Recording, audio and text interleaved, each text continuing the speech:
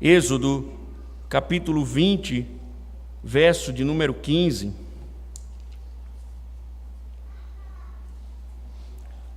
Não furte. Ó Deus bendito, nós mais uma vez estamos diante do Senhor, rogamos a Tua graça e as Tuas misericórdias sobre nós, para que, conforme o Senhor nos vocaciona, sejamos de fato profetas, Senhor, mas que a Tua palavra, ela seja como flechas no coração do Teu povo, fazendo, ó Deus, com que o Teu povo entenda a Tua verdade e de fato seja ferido por ela, para que por ela seja restaurado. E assim, Senhor, nós Te bendizemos, porque não é uma demonstração aqui de oratória, de capacidade intelectual, não é aqui o nosso poder de argumentação, não é a filosofia do mundo, não é o conhecimento do mundo, mas é o Teu poder, Senhor. É a Tua palavra capaz de penetrar e nos mostrar, Senhor, a nossa pecaminosidade e nos restaurar, e que assim seja, Senhor, para a glória do Teu santo nome. Amém. Poder sentar, irmãos.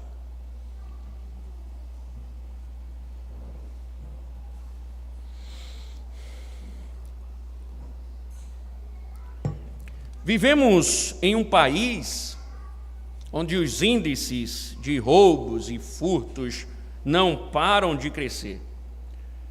O mais impressionante, porém, é que muitos dos que alimentam essas estatísticas são apresentados como vítimas da sociedade. E ainda é mais estarrecedor ouvir da mais alta autoridade da República declarações que relativizam o crime em nome de um populismo barato e perigoso. Não posso admitir que um jovem, um ladrão de celular que rouba para tomar uma cervejinha seja tratado como bandido.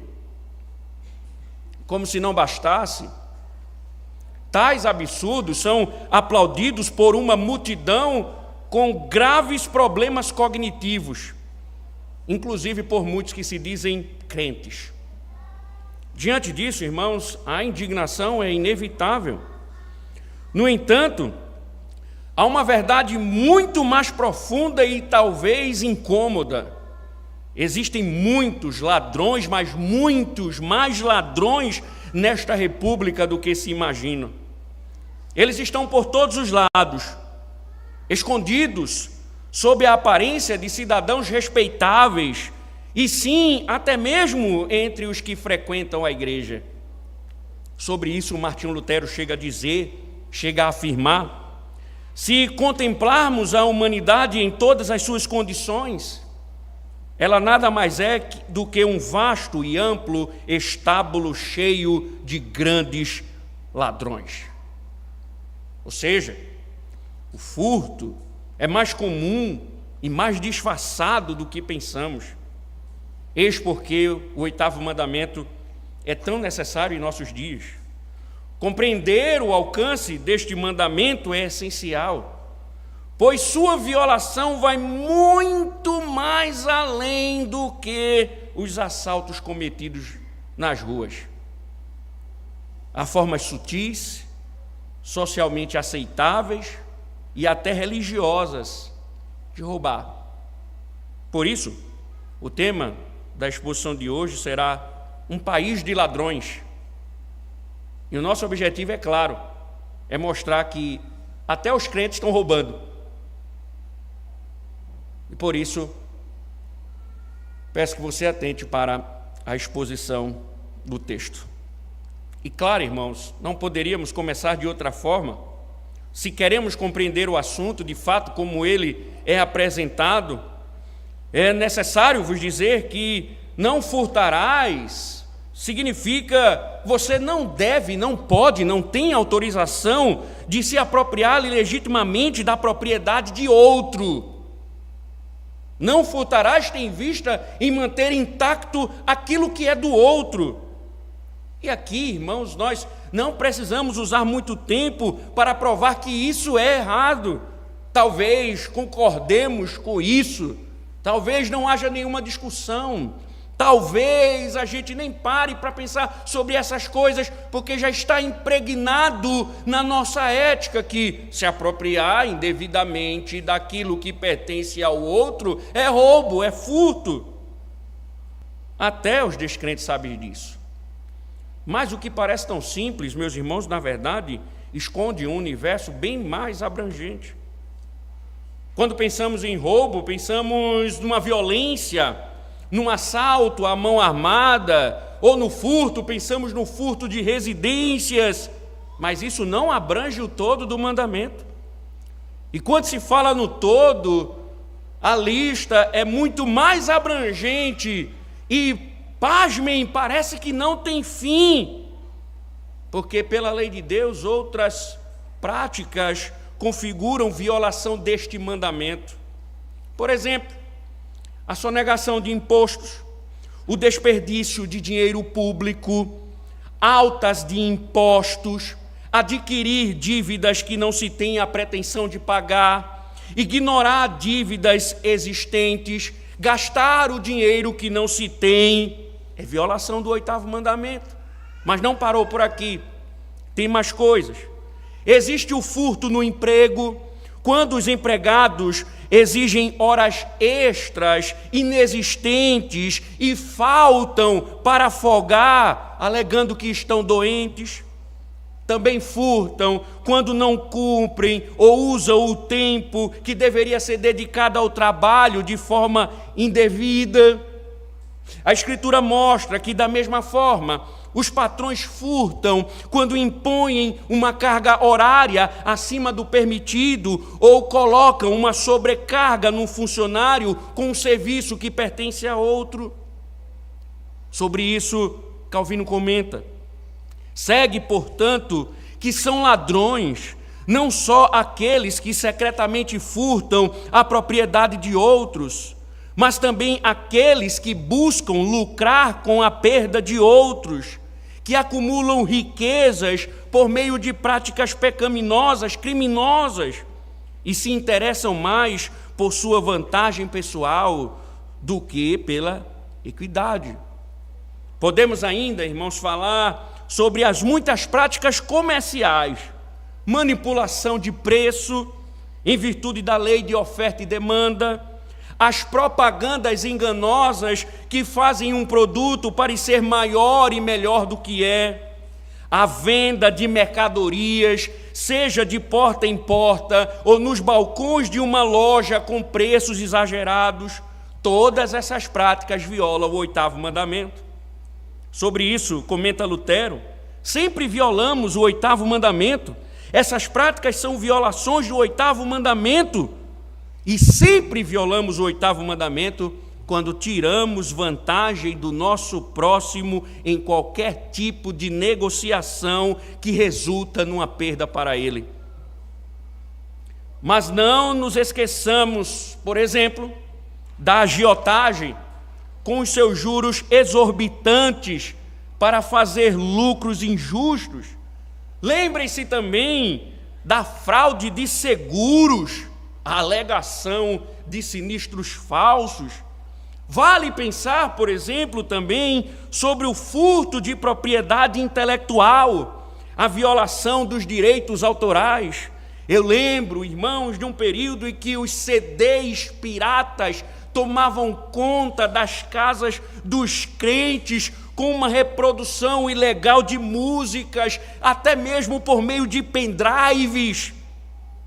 O Windows pirata do computador, a TV Box, que rouba o sinal de operadoras, o plágio, a apropriação indevida do trabalho intelectual de outra pessoa. Tudo isso é só um pouco das inúmeras maneiras de violar o mandamento. Como diz o Catecismo de Heidelberg, na resposta à pergunta 110, Deus não somente proíbe o furto e o roubo que as autoridades castigam, mas também classifica como roubo todos os maus propósitos e práticas maliciosas através dos quais tentamos nos apropriar dos bens do próximo, seja por força, seja por aparência de direito, a saber, falsificação de peso, de medida, de mercadoria e de moeda, seja por juros exorbitantes ou por qualquer outro meio proibido por Deus. Claro, então, irmãos, que o mandamento também proíbe toda a avareza, bem como todo abuso e desperdício de suas dádivas.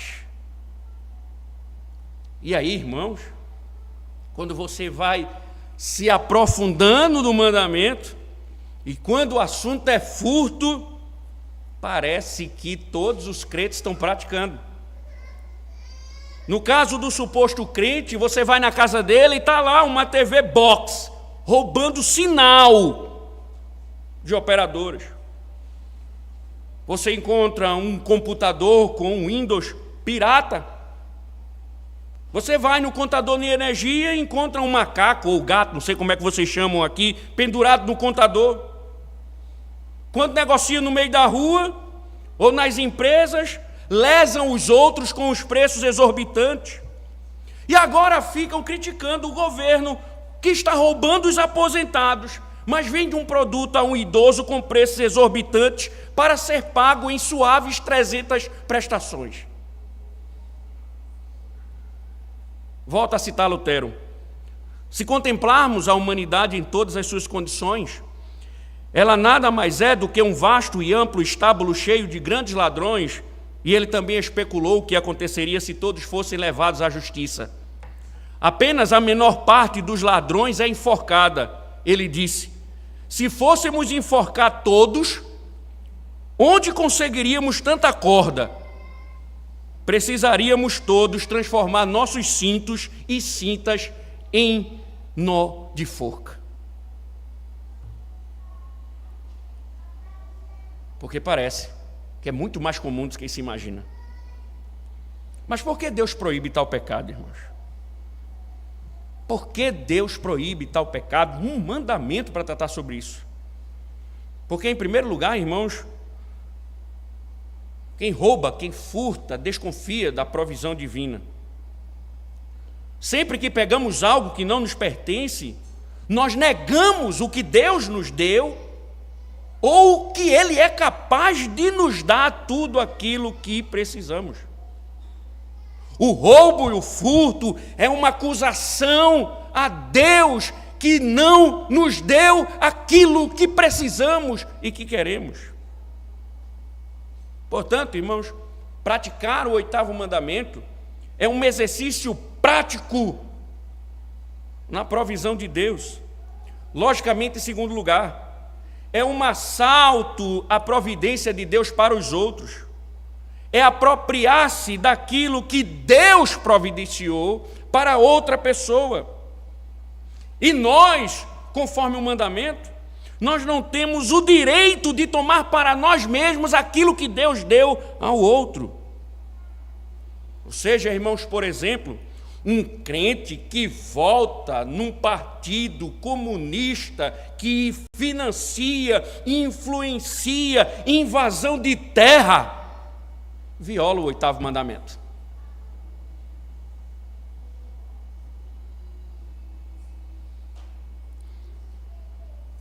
Mas como toda a lei de Deus, aqui também reside um aspecto positivo.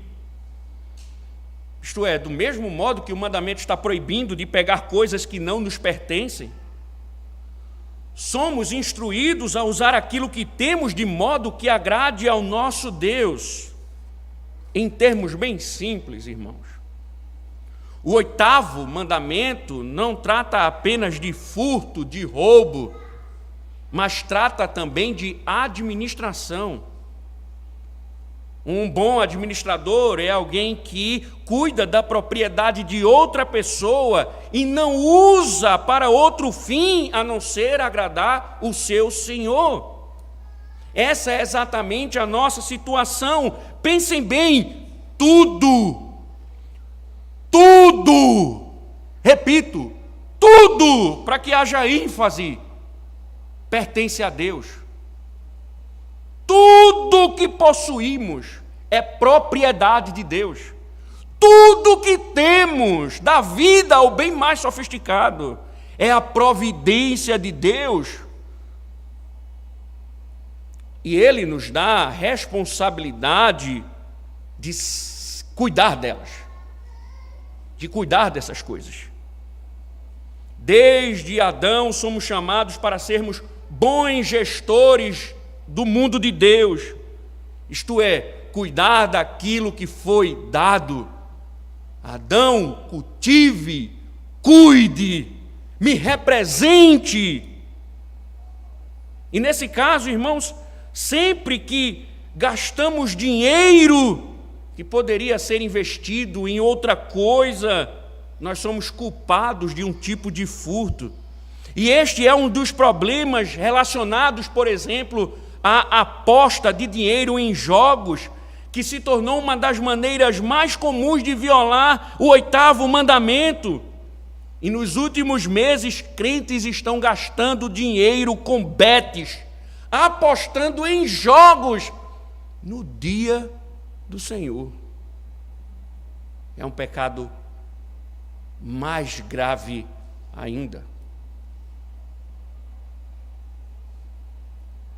E o 8º mandamento nos mostra, irmãos, que eu devo usar aquilo que Deus me deu para a glória dele, porque não pertence a mim, não é minha propriedade. Está, na verdade, sobre os meus ombros a responsabilidade de cuidar delas. E por isso, irmãos, Deus nos chama à generosidade. Nós vimos que Paulo, no capítulo 5 de sua epístola à igreja de Éfeso, ele disse: se você roubava, não roube mais, mas que você trabalhe e seja independente para que você atenda com generosidade ao outro. Busque trabalhar e ganhar dinheiro para você cuidar de outros. Desfrutamos, meus irmãos, do que Deus nos deu, mas não trabalhamos simplesmente para satisfazer os nossos próprios desejos, mas também para cuidar de outros. E sempre tem uma forma de ajudar os outros. João escreve a sua 3ª epístola a Gaio, e ele diz: rogo ao Senhor que sua vida seja tão próspera quanto é a sua alma. Gaio é elogiado pelo evangelista, por quê? Porque era um homem pobre, mas hospedava os pregadores, assistia os pregadores, e João diz que sua alma seja tão rica, seja tão próspera, ou sua vida financeira seja tão próspera quanto é a sua alma. E essa é uma forma que a Bíblia diz que nós mostramos que o dinheiro não tem poder sobre nós. Certo autor disse: toda vez que doamos, declaramos que o dinheiro não nos controla.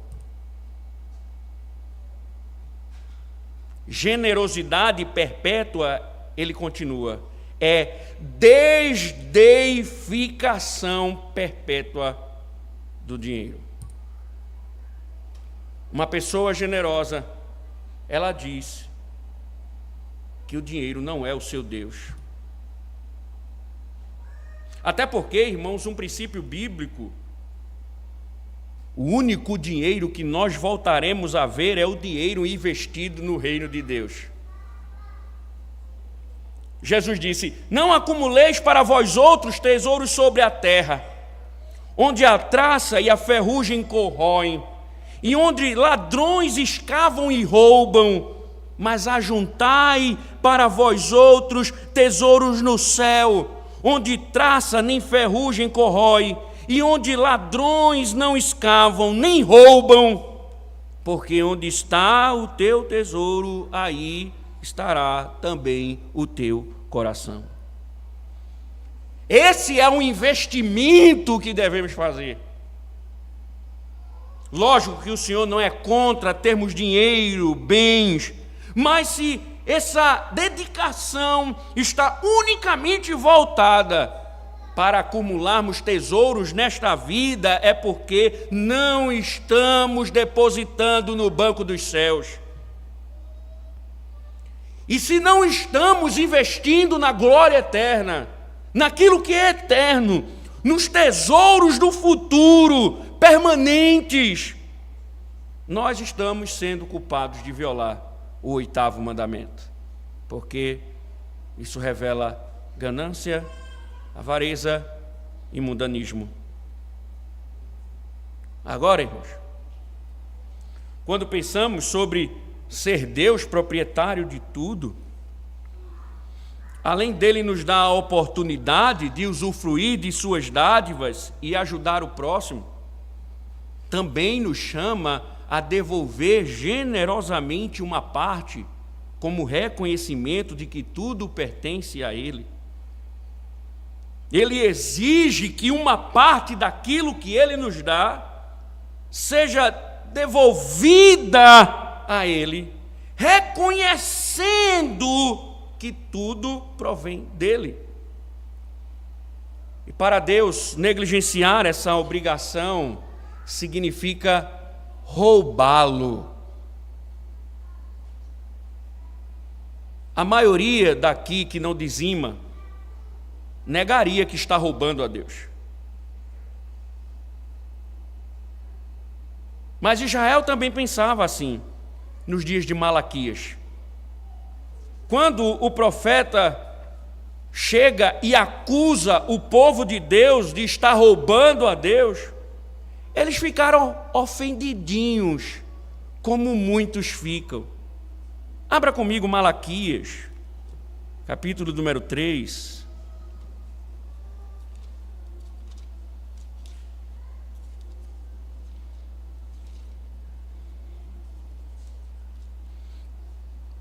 Veja o que diz o verso 8 e o verso 10, ao verso 10.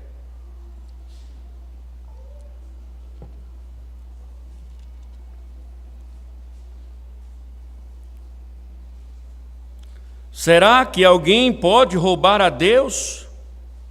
Mas vocês estão me roubando e ainda perguntam: em que te roubamos? Nos dízimos e nas ofertas.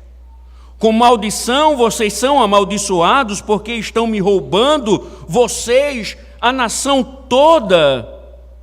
Tragam todos os dízimos à casa do tesouro, para que haja mantimento na minha casa. Ponham-me à prova nisto, diz o Senhor dos Exércitos, se eu não lhes abrir as janelas do céu e não derramar sobre vocês bênção sem medida.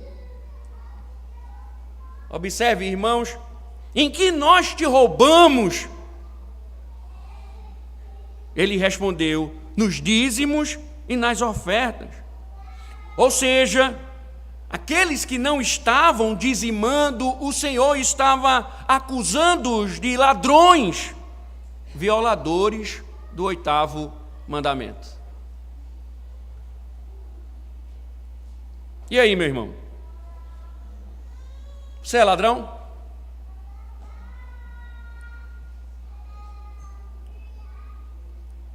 Você é ladrão?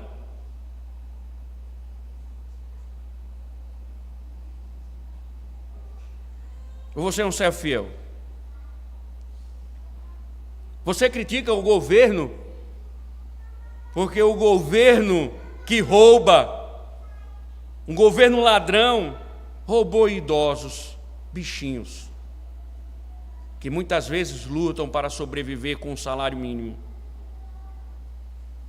Mas você nega devolver a Deus justamente aquilo que serve de mantimento para a pregação do Evangelho, para a obra do Senhor? Em que você difere dos ladrões do INSS? Me diga. Você é ladrão também.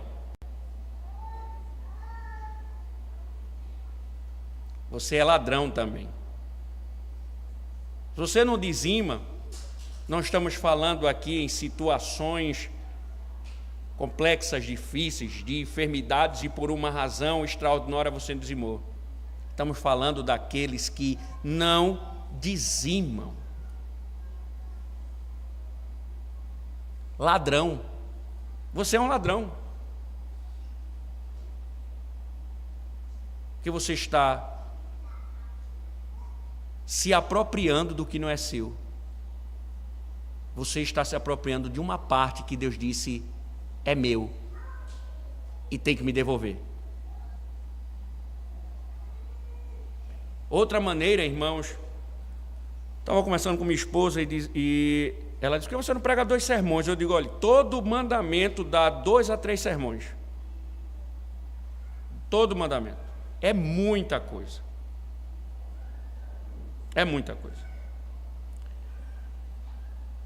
E só esses tópicos aqui que merecem a devida atenção, temos uma outra exposição. Mas, em resumo, eu posso dizer uma coisa que a Escritura diz. Outra maneira de roubar a Deus é não lhe dar o melhor do nosso tempo e dos nossos dons. Todas as nossas habilidades foi Deus que nos deu. Todas as nossas oportunidades Deus nos deu. E todas elas devem ser usadas para a glória de Deus. Paulo escreve aos Colossenses e diz: tudo quanto fizerdes, fazei de todo o coração, como para o Senhor e não para os homens. Colossenses 3:23. Quando desperdiçamos nosso tempo ou não desenvolvemos nossos dons em todo o seu potencial, estamos roubando a Deus. Outra maneira, irmãos, de roubar a Deus é violar a sua lei. É impressionante, irmãos, como os mandamentos se conectam. Cada violação dos 10 mandamentos envolve uma forma de roubo. Curvar-se perante ídolos rouba a adoração a Deus. Profanar o dia do Senhor, usar o domingo de forma indevida, na praia, no parque, onde for, rouba seu dia santo. Assassinato rouba a vida. Adultério rouba a pureza. Mentir rouba a verdade. Mas o resumo disso tudo é que o roubo real é que cada pecado que cometemos desonra a Deus e assim rouba a glória que nossa vida deve lhe dar. Você é um ladrão?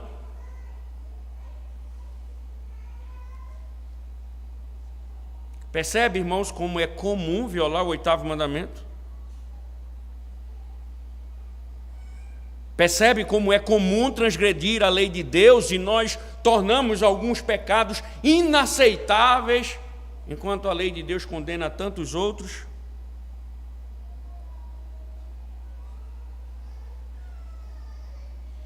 Um dos benefícios, irmãos, de estudar os 10 mandamentos é que eles nos confrontam com o nosso pecado, eles atacam aquilo que é de mais sujo. Eles nos mostram tentáculos, eles nos mostram raízes, eles nos mostram manchas que por vezes nós queremos ocultar, mas que transgridem a lei de Deus. E automaticamente, irmãos, nós descobrimos uma coisa: nós não conseguimos cumprir com toda a integridade, perfeitamente os mandamentos de Deus. E por isso, a lei, ela nos condena. Ela declara: você é idólatra, você é um pecador desbocado, você é um violador do sábado, você é um imoral, você é um rebelde, você é um assassino, você é um adúltero, você é um ladrão.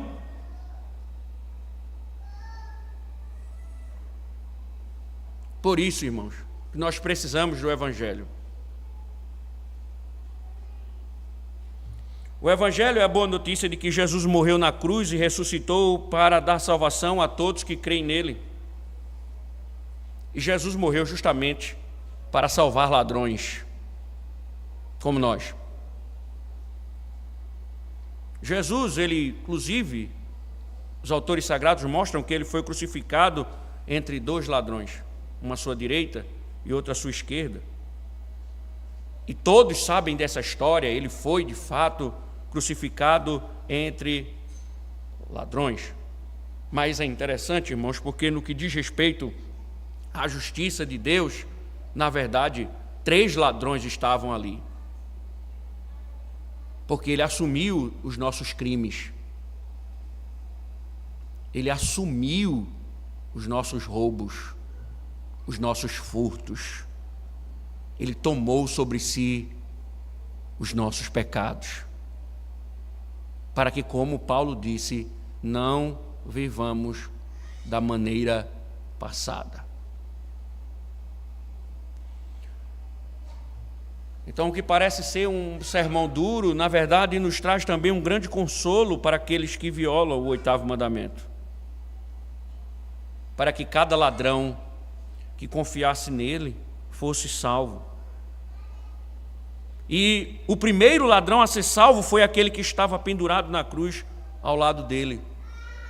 Aquele que disse: Jesus, lembra-te de mim quando vieres no teu reino. Jesus deu a resposta a um criminoso arrependido que se voltava para ele em arrependimento e fé: hoje estarás comigo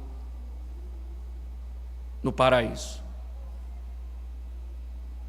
Se temos roubado, irmãos, então nós temos uma esperança. Há uma esperança para ladrões das ruas, dos palácios e das igrejas. Mas que fique claro, como nós lemos em Efésios, se vocês roubavam, não roubem mais. Isso significa que a partir de hoje você deve avaliar uma série de coisas. Se você de fato está arrependido, você deve sentar e pensar a respeito de uma série de coisas que você tem feito, que tem violado este mandamento. No caso dos dízimos, você tem que parar e pensar: é isso que o Senhor espera dos arrependidos. Essa é a diferença, irmãos, de alguns ladrões e daquele ladrão da cruz. Ele se voltou em arrependimento, em fé. Mas do outro lado ficou um ladrão que não reconheceu a sua pecaminosidade. E ele não encontrou Cristo no paraíso, mas encontrou no lugar apropriado de ladrões, o inferno. Cuidado, porque se você não se arrepender, você pode encontrar aqueles deputados, vereadores, legisladores que assaltaram os idosos do INSS na eternidade. Porque para quem não se arrepende, não há remissão de pecados. Portanto, irmãos, este é mais um mandamento que nos chama ao arrependimento. Porque muitos têm roubado o Senhor. Muitos são ladrões. Muitos são violadores deste mandamento. Ó Deus bendito, nós te agradecemos.